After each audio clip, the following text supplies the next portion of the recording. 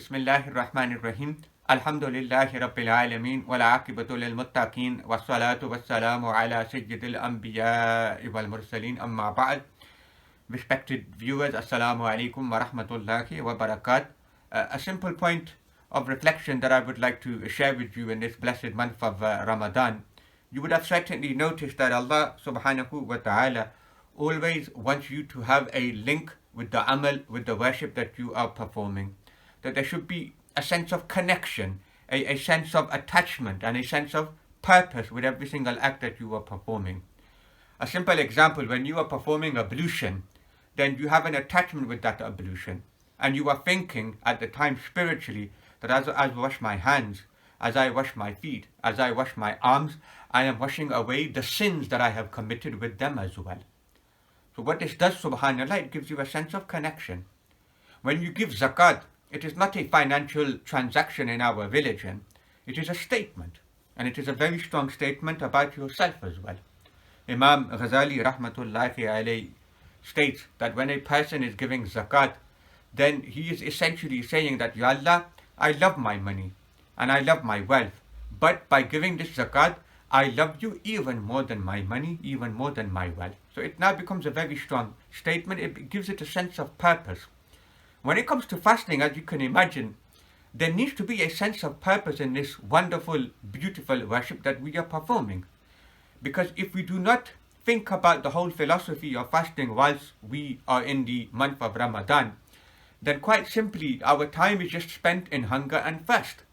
So it is very important for you and I to think and to deliberate and to actually ponder about what we are doing to ourselves when we are fasting.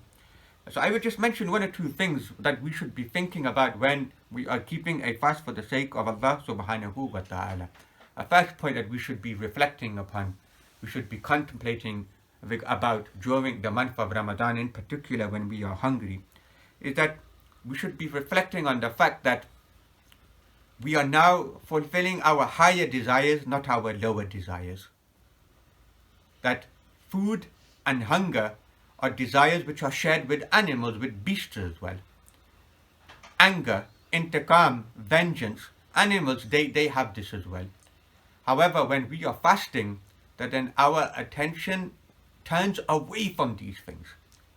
And rather we take on angelic characteristics, that we are nourished by the zikr of Allah subhanahu wa ta'ala. We find greater satisfaction not in indulging in food and water, but rather from refraining from it. When we are fasting, a second point that certainly we should be reflecting upon is we are learning to say no.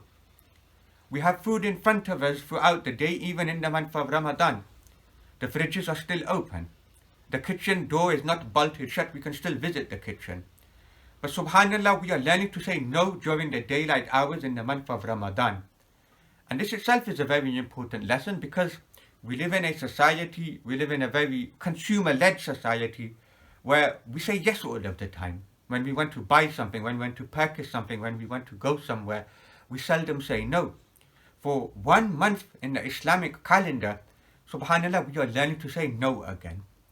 So these are just some of the things that we should be reflecting upon in the month of Ramadan. We should be constantly thinking that how are we pleasing Allah? What is this fast doing to you and I? May Allah give us the ability to take full benefit of this wonderful worship that our Lord has given to us. Ameen. Wa ma alayna illa al-balag.